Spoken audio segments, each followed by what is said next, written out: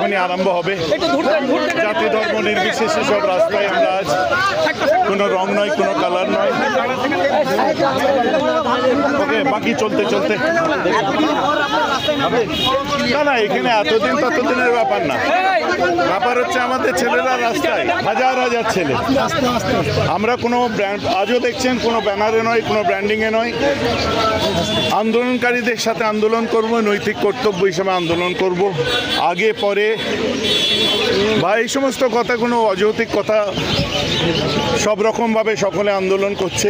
আমাদের বিগত দিনের যে সমস্ত আমাদের ভাইদেরকে আমরা যে গ্রুপে যে সমস্ত গাইডলাইন দিয়েছি, সেই গাইডলাইন অনুযায়ী তারা রাস্তায়, এখনও রাস্তায় আছে।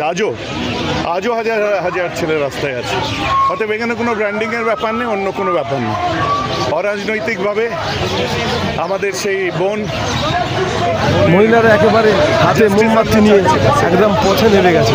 ফুটপাথের যেসব মহিলা এখানে চোখে দেখতে পাওয়া যায় না, এখানে বেরোয় না মহিলারা। আজকে সেই মহিলারা রাজ্য সরকারের যে লজ্জিত, আজকে মহিলারা রাস্তায় নেমে গেছে, পথে নেমে গেছে। একেবারে মোমবাতি জেলে যাইলে বা দেখতে পাচ্ছেন মহিলারা আজ পথে নেমে গেছে।